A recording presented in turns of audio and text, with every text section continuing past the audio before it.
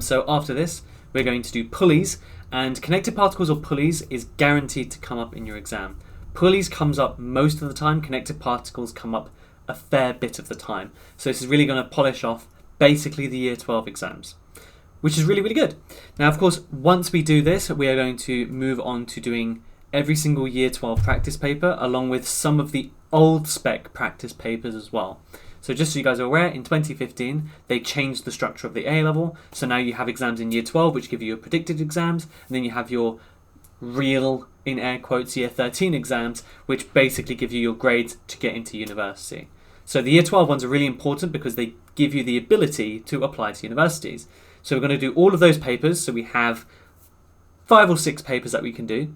And then I'm going to go back and find the M1 and S1 papers, so we can basically make our own predicted papers, which is really useful. Now, of course, the M1 and S1 stuff is exactly the same as this. So the actual content never changed. It's just that, they've restructured the whole thing.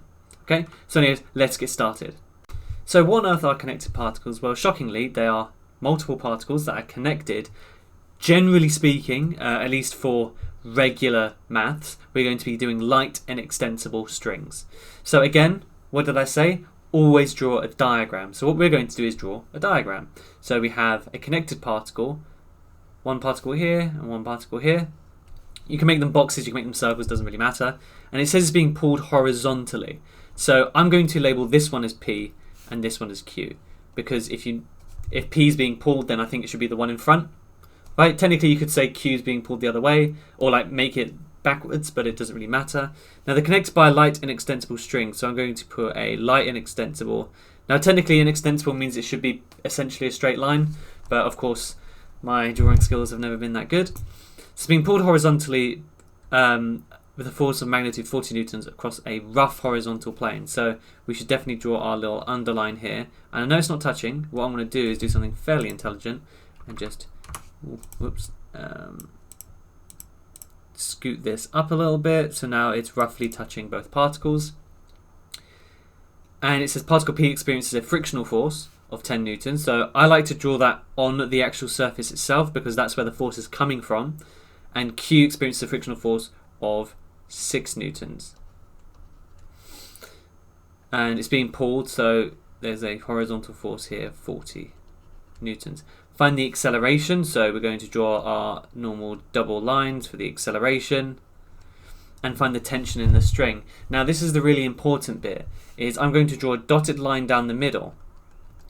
And the reason for this is tension is a very interesting force. If I try and stretch something, tension, so as you can see I'm pulling that way, right? So if I pull like this, I'm pulling that way. Tension acts opposite to that. So depending on which half of the pen I'm on, this half is pulling this way, this half is pulling this way. So in other words, the tension is like this, like this. Okay? That's a really, really, really important thing. So let's talk about what it means by light and inextensible. So light means that this string, or this, well, they call it a string, cool. It could be a bar, it could be a tow bar, it could be anything really. But if it's light, it means it has no mass. Now what that means is that the tension in this string is the same throughout. So both of these tensions are the same. So let me just write that out to make it seem a bit more clear. So when the string is light, it means it has no mass. This means that the tension is the same throughout the string. So tension on both sides are the same. And we always deal with light strings in mechanics, okay? And why is this a good assumption? Well, if you think about it, these two particles weigh 5 and 3 kilograms. I didn't even add that. So we have 5g here and 3g. If they're connected by a string, how heavy do you think that string's going to be? A few grams? So in other words, these kind of particles are around 1,000 times heavier. So we can probably ignore the mass of the string because it's so much smaller. And yeah, if you want an explanation for this, then do let me know in the comments, because I wouldn't mind doing a video on that because it's quite interesting. It's very interesting actually. But essentially, actually no, we'll leave it as that. Now, what about the inextensible bit? Well, that means that when we pull on it, it doesn't stretch. So if you look at this pen, if I pull it, it doesn't stretch. Now with a normal string, you do get a bit of stretch, don't you? Or if you have a spring, you get stretch. Now, why is this important? Well, what it means is that the second particle P moves, Q also moves at the exact same time and the exact same rate. That's the important thing. So if I push one end of this pen, the other end of the pen moves at the same instant at the same acceleration. If there was stretch in this, which there normally is in real life, then the acceleration for P and Q is not the same. Because as one side gets pulled away, the other side waits and then it starts getting pulled. So again, eventually they'd have the same acceleration, but instantaneously they wouldn't. And that's what they're trying to avoid. So both particles accelerate at the same rate. That's just what the two assumptions mean, okay? So yes, I know that I've basically just answered part C for us. And I wanted to make sure that was clear because I don't want to go through the whole question and then you guys are thinking in the back of your heads the whole time, he hasn't explained why this works, okay? So yeah, that was my reasoning for that. Now, connected particles are really, really, really fun. Do you know why? Because, well, okay, this type of question is really fun. There is another type of question which is, it rocks your brain a bit, but with regards to this, oh, it's so good. The reason is because it's very easy. Part A and B are always in the same order, and there's a very, very special reason why. If I try and resolve this right now, how many unknowns do I have? Well, I have T and I have A, don't I? Technically, I also have these two reaction forces, right? Let's call it RP and RQ. But you're going to find that they don't actually mean anything in this question. Right? We have these two reaction forces. Why? Because they're resting against a plane. That means there must be an upwards force opposing them. And so we have quite a few unknowns. But along this horizontal plane, we have tension and acceleration. So I can't work out acceleration. Because acceleration is horizontal, I need to have no other unknowns horizontally. Now this is where I love mechanics. We can actually ignore the tension. What do I mean by that? We are going to resolve, and part A, generally speaking, requires you to resolve like this for the whole system. So, now I want to make this really clear. I want you to listen really, really carefully. This only works if your particles are moving in the same direction. Why do I mention this? Because if you know about pulleys, which we're going to do next, they move in opposite directions. One will move up, the other one will move down. So we can't use this for next week's lesson, but for this week's lesson, if they're moving in the same direction, and as you can see they are, we can treat them as one big fat particle. So I can treat them like this. I can treat it as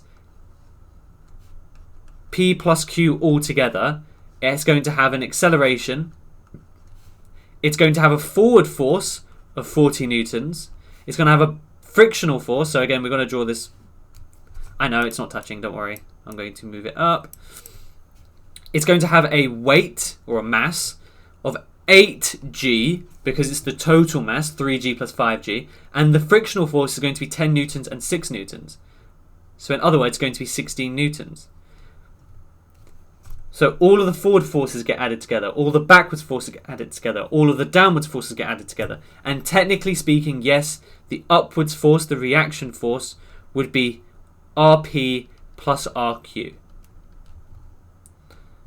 Now, why is this useful? Well, how many unknowns do I have if I'm resolving horizontally? 1.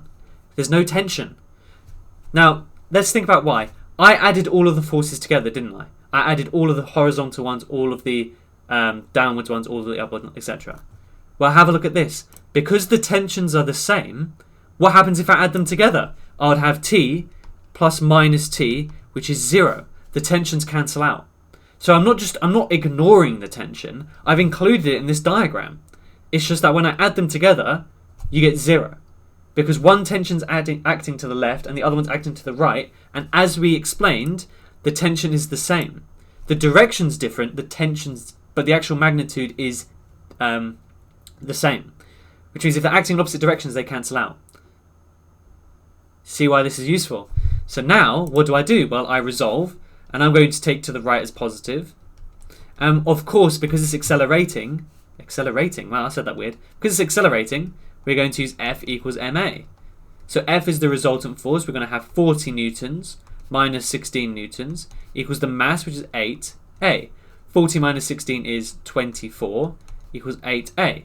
So acceleration is 24 divided by 8 is 3 meters per second. I don't know why I wrote the slash. It's because I'm used to teaching GCSE people. 3 meters per second squared. That is about 3 marks of work.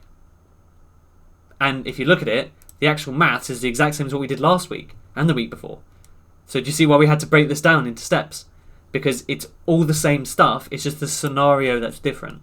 So again, with part A, or one thing you can do, is if they're moving in the same direction, you can treat it as one big fat chunky particle. In which case the tension disappears because it's always equal and opposite. So when you add them, it becomes 0. Okay, so how about finding the tension in the string? Well, this is where you get a lot more leeway.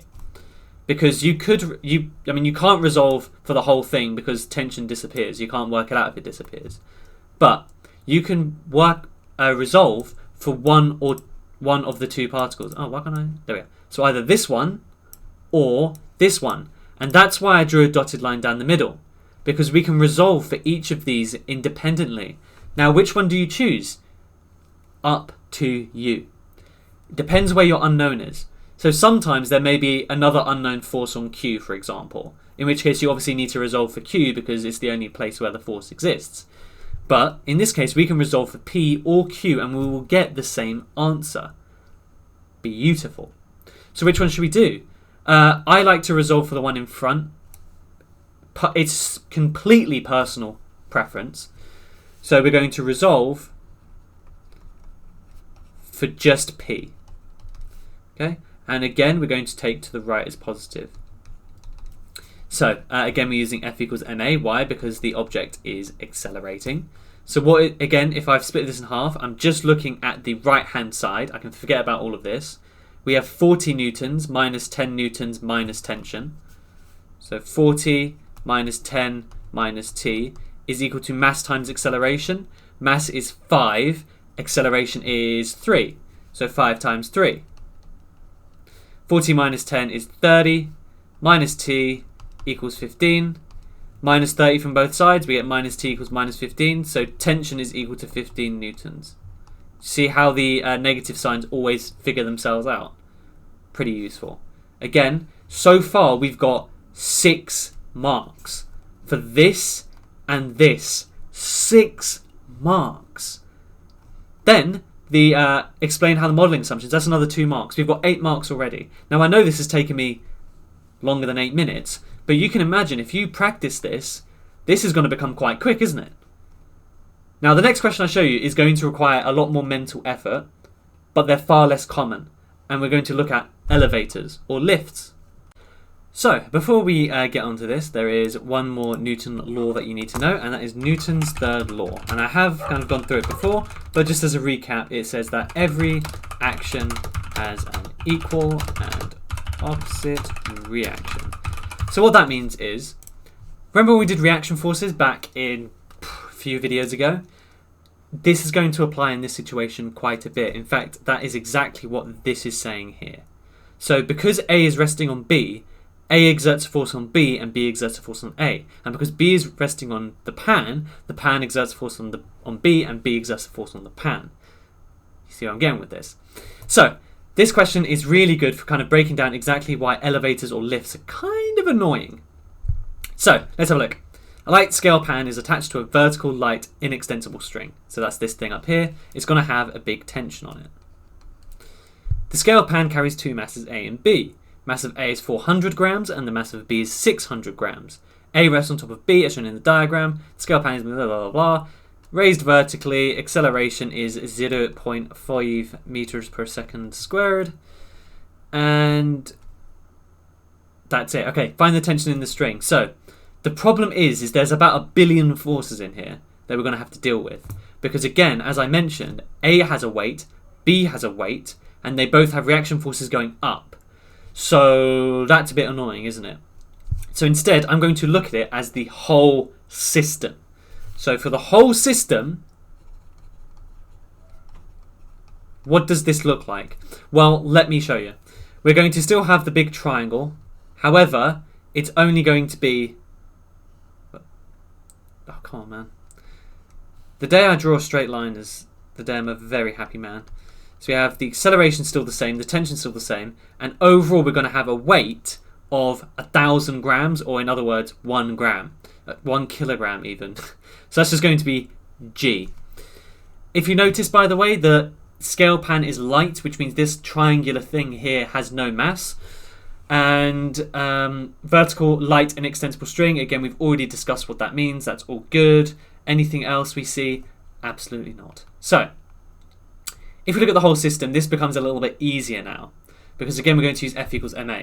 So we're going to resolve, and again, I always take the direction of acceleration to be positive, so it's upwards positive. So that means I'm going to put a line here and say positive. And we have F equals ma. So F equals mass times acceleration. So here we're going to have tension minus G, which isn't an unknown, even though it kind of looks like one, equals mass times acceleration. Well, the mass was 1, wasn't it? So it's just equal to 0.5. So T is equal to 0.5 plus G, which is 0.5 plus 9.81. Nice and lazy. So that is going to be 10.31. Or let's just say 10.3 newtons, 3 SF. Cool. So that means I'm going to now add the tension onto our board over here. Cool. First thing done. Now part B is where things get a little more interesting. So we need to find the force exerted on mass B by mass A. So how are we going to do this?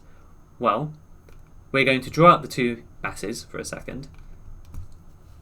We're basically going to resolve just for A. So resolve for A. Now if I just draw the block where A is, we have, of course, a mass of 400 grams, which is 0.4 G, because we're changing into kilograms. We're going to have an acceleration going upwards of 0.5 meters per second squared.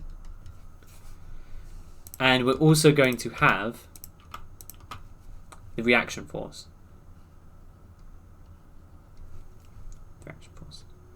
Now, if you notice, there is something a bit strange, right, about what I've just said. Because it says the force acted on B by A. So what they're actually looking for is the downwards force. Now, you might be tempted to say it's just the weight of the object. No. If you go into a lift and it starts to accelerate upwards, you feel heavier, don't you?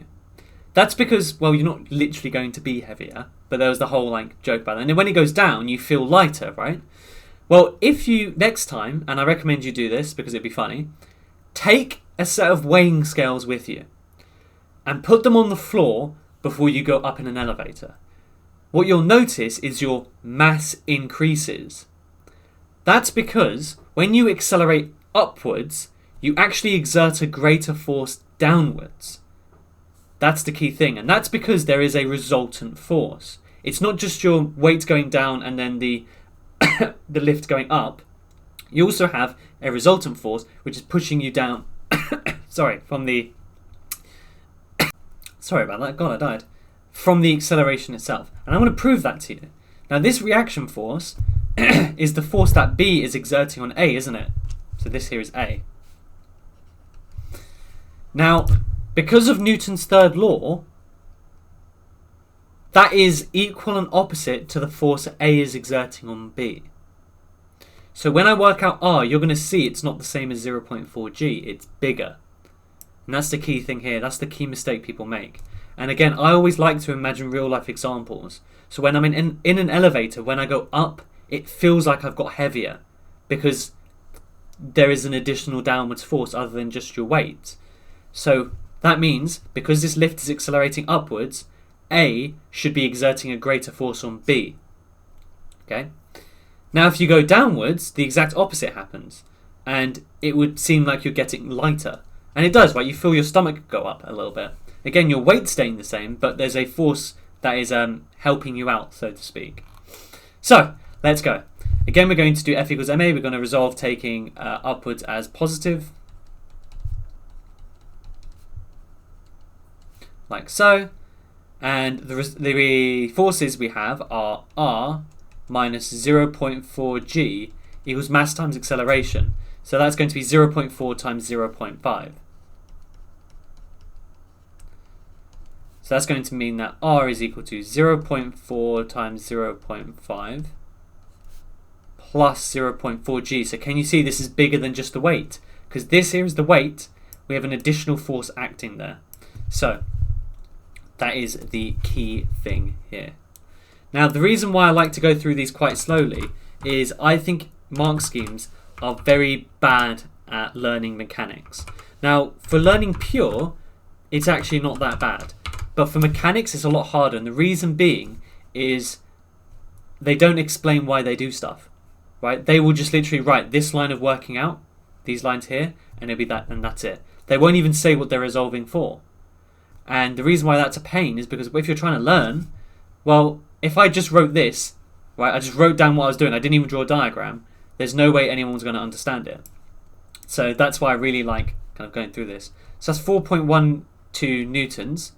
Now, because it's an equal and opposite force, it's going to be 4.12 newtons. So actually, let's write it out properly. So due to Newton's third. You don't need to write this in the exam. I'm just writing this for your benefit. The force of A on B is equal and opposite to this force. Hence, this is what you do need to write. The answer is 4.12 newtons downwards. You need to specify the direction that it acts because it's a force. Okay? So the only thing you need to write from this explanation is downwards. So if you wrote 4.12 newtons and then wrote downwards afterwards, that's also totally fine. And that's why, again, sometimes, well, actually all the time, reading mechanics mark schemes is a pain in the neck because they don't explain what they're doing. And then lastly, it says find the force exerted on B by the scale pan.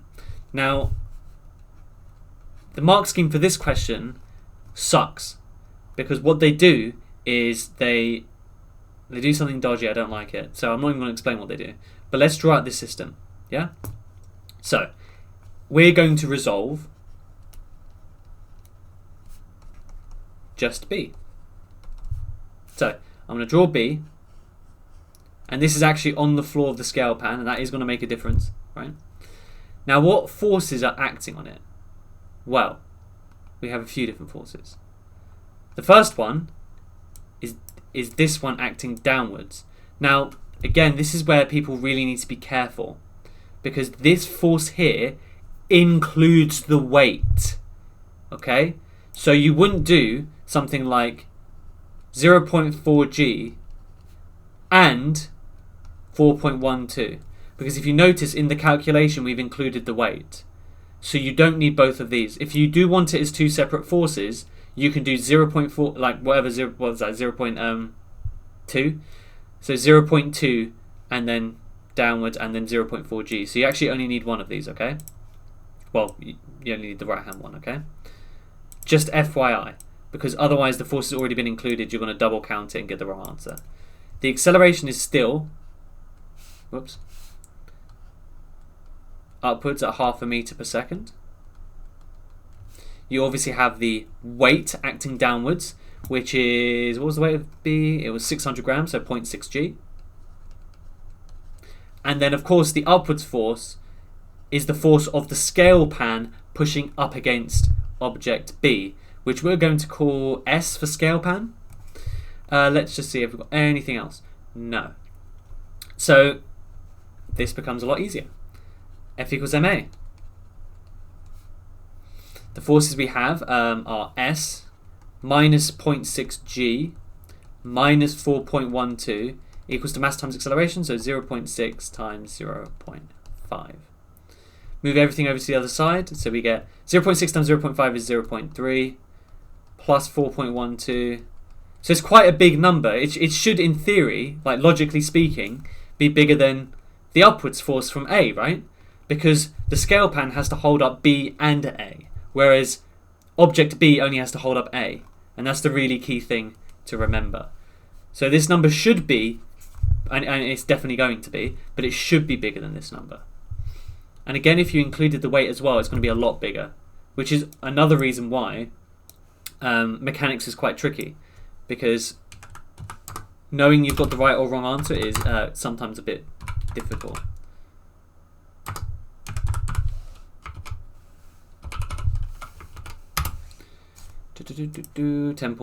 Let's call it 10.3 newtons. And again, if you want, you can say it's upwards. And we don't need to use Newton's third law, because if you notice, I actually did work out the value they wanted. It says the force exerted on B by the pan, which is indeed what I labelled. It's just in the previous part, I worked out B on A when they wanted A on B. Hopefully that makes sense. Very similar question here. So let's sketch it out. P and Q. Okay, so we have P and Q. In fact, I'm going to move them slightly over to the left. So we have P over here. Oh, that looks like D. There we are. And Q. And we have the masses, so let's work those out. We've got 8g and we've got 2g. The reason why they're g's is because we're changing them to weights, which is just mass times g, the gravitational acceleration. Connected by a light and extensible string, standard operating procedure. So what I want to do is draw a little cheeky little dotted line. And it's light and inextensible, which means the tensions are identical, so I can do that. Particles on a smooth horizontal plane, so I don't even need to draw it, realistically speaking, but I will draw it just because. So you don't need to draw if it's smooth and horizontal, but anyways. Technically this means that they have reaction forces. By the way, some questions in exams literally just ask you to like draw a labeled diagram and you need to fill in all the forces. That's why this is really good practice. Horizontal force is applied to P away from Q. So again, we could have had this backwards, but totally fine. And they have an acceleration. And the acceleration is 0.4. So if you remember rightly, I said that the order never really changes. What was the first thing we do? We resolve for the whole system. Now why is that? Well, again, if we look at the question, find the value of f, we're going to be resolving horizontally. There's two unknowns. So we have to actually resolve for the whole system. And I'll draw another diagram for whole system, but realistically you don't need to draw another diagram.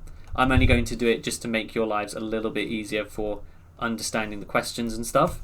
But you don't need to do this because you can kind of do it in your head. So the total weight of these two things is 2g plus 8g, so in other words 10g. The reaction force is going to be enormous. Again, we don't need it, but again, it's good practice to draw it all out. Now the tensions are equal and opposite, which means if we add them together, we get T plus minus T, which is of course 0. The forward force we have is F, and the acceleration is 0.4. And of course there's nothing else, right? Correct. Perfect. So F equals ma, and we're going to take, as usual, the direction of acceleration as positive. So let's do this. We have F minus nothing, right? Because there's no forces going backwards. Why is there no forces? Because it's a smooth plane. Smooth means there's no friction. Mass times acceleration, so equals 10 times 0.4. So F is just equal to 4 newtons. So we can even add that to our diagram if you'd like. So just equals 4 newtons. There you go. Marks already. Who said maths was hard? I'm joking. Some of you may find this hard, that's fine. Finding the tension, again, we can pick P or Q, whatever your heart desires. I'm going to pick P just because it's like what I do. It's just the way I work for some reason. Again, you could draw a diagram, don't really need to, but we have 4 minus T equals ma, which is 8 times 0.4. So 4 minus t equals, if you double it 3 times, so 0.4, 0.8, 1.6. Or you could just use a calculator. And if you plus t to both sides and minus 1.6, you should get 2.4 equals the tension. Done. So those are our answers. Not too bad, I hope. Not too bad. And again, this would in total be either 4 or 6 marks, depending on how generous your papers are. But 4 or 6 marks, I think both those are completely reasonable. Part C would be, again, another 2 marks. But if you notice, it's the exact same as this answer. So what I'm going to do is I'm going to cheat, and I'm just going to copy and paste it. Because it's literally the exact same question. It's the same question. It's the same question. How do we use that it's light and inextensible? Now, hopefully you didn't read what I just copy and pasted, and you're going to take a second to have a go. But light, tension the same, inextensible, acceleration's the same. Nice and easy. For this one, I would appreciate it if you have a go yourself. It is slightly harder than the ones we've just done. And again, with these videos, once I do a question, attempt the next one by yourself. That's how you learn. So hopefully you attempted the last one by yourself. I didn't specifically tell you to, but try it with this one. And I'm going to start going pretty much now. P and Q yet again. P and Q they use quite often. And I really, really wish that this ink didn't leak, so to speak. So for some reason it's gone. Anyways, so, and it tells me the masses are 20 and M. So do you remember when I said there can be multiple unknowns in questions? This is what I mean. And this is how we can use this to really help us. Light inextensible rod, so standard operating procedure right there. Dot, dot, dot, dot, dot. We have equal and opposite tensions. And that also means we have the same acceleration. And it says the acceleration is 2 meters per second squared. Horizontal force. Ah, okay. This time the force is acting on Q towards P. So that's 60 newtons. Very interesting. Smooth horizontal plane. Do I need to write that? No, so I'm not going to do it this time. Bit cheeky, I know. Actually, no, I will.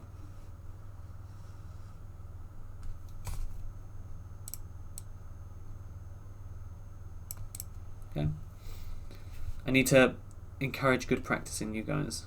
RP. RQ. So, what do Scooby-Doo? Well, there is a few things we can actually do in this case, which are really quite useful. And one of them is that we could just resolve for P straight away and work out the tension, the thrust. So by the way, thrust, the reason why it's called thrust instead of tension, and it is a bit stupid, I know, but when you pull something apart, that's called tension. When you're trying to push it, it's a thrust, right? So that's why, essentially. That actually means I've got the tensions the wrong way round, which means I definitely should have been reading the question before I did it. So, why is it the wrong way around? Because when you're pushing this, the rod is going to act in the opposite direction. So if I'm trying to squish my pen, the pen is pushing outwards. So technically these arrows are the wrong way round. Now, it doesn't make much of a difference, but I definitely should have read the whole question first. And now this makes more sense, right? Because before, I had a tension pulling P that way, no other forces, and yet P was moving that way. That's impossible. Literally impossible. So this makes a lot more sense now. Perfect. So what could I do? Well, I could answer part B first, funnily enough. Which is totally fine. By resolving for P. Because there's no unknowns other than T, right? I would have T is equal to mass times acceleration, 20 times 2, so it equal 40. But I'm not going to do it the easy way, because I explained to you that the order is always the same, and I'm not a liar. So, the intended solution is to work out the whole system, then do part B separately. But in your exam, if you find out part B first, you can literally write part B first. Anyways, let's go. So, whole system. And by the way, do you remember when I told you that there was like a 6-mark question I did in one line? That's the kind of tomfoolery I pull. Is I can work this out a lot faster and in fewer steps. But, you know, is what it is. So this is going to be P plus Q.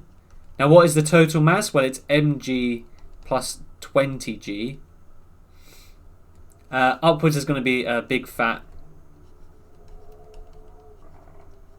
reaction force.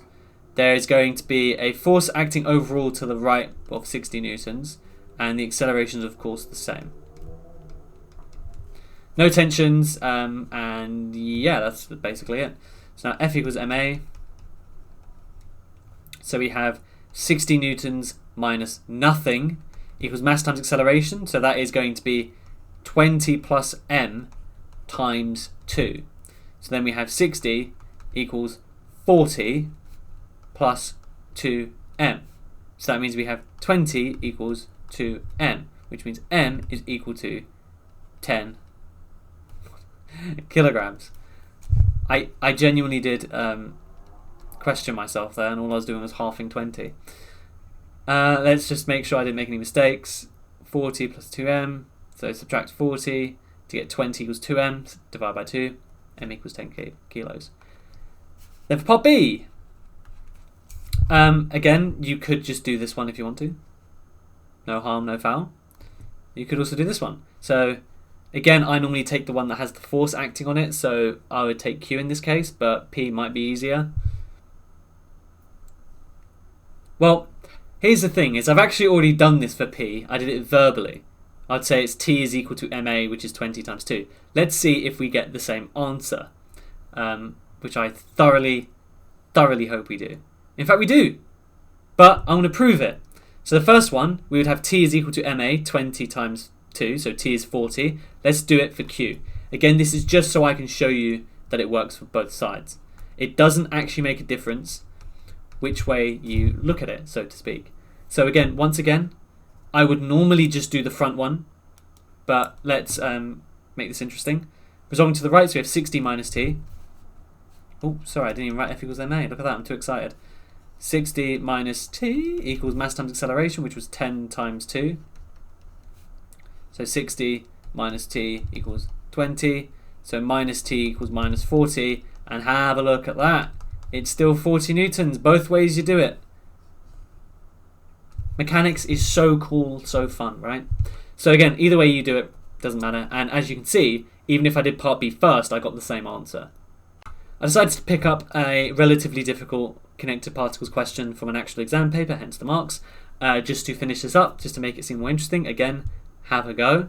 If you notice, hangs directly below, it's something slightly different. How exciting. So, let's go anyway. I'm going to make these particles a little bigger than I normally do, just because we have quite a bit of information happening over here. And it says a force of 180 newtons is applied vertically upwards, causing them to accelerate. So I'm going to... Oh, no, I need to draw the string, of course. Now that's going to be... Don't... Oh, crying out loud. All right.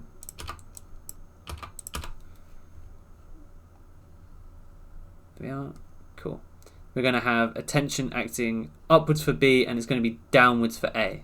Right? Because if you think about it, object B is like pulling A down, isn't it? So there's 180 Newton force acting upwards, causing it to accelerate, which means it is accelerating upwards, this whole system.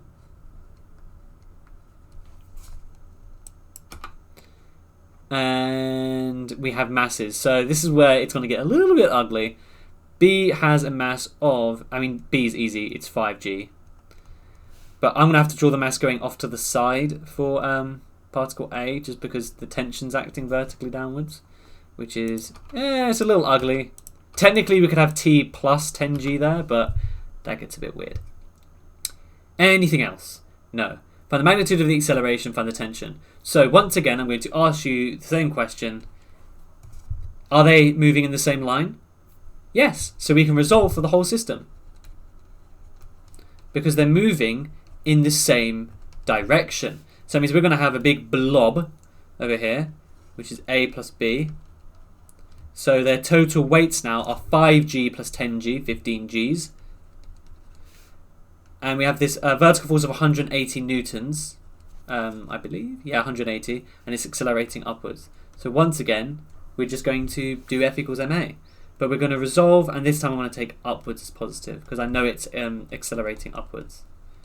So we have 180 minus 15g equals 15a. So a is just equal to 180 minus 15g over 15. I am a bit lazy like that. I don't like writing out excessive amounts of maths. 180 minus 15 times 9.81 divided by 15, 2.19. Perfect. Should I round it? Let's round it. Why am I rounding it? That's a very good question. If you have a look at the question, all of my numbers are to two significant figures. So 180, 15, or at least the smallest number. Sorry, the lowest number of significant figures is 15, so it should be to two significant figures. Perfect. So 3 marks for that. Not bad, not bad. Part B. Find the tension in the string. Well, now we can just take A or B. I'm going to do A just because that's what I do. A, vertically upwards. Once again, we can do F equals mass times acceleration. Let's look at the forces. 180 minus 10g minus t. So 180 minus 10g minus t equals 10 times 2.2. So use a calculator. 180 minus 10 times 9.8. 8.19. Probably could have done that in my head. Actually, it's not. It's 81.9. God, I'm. T equals 22.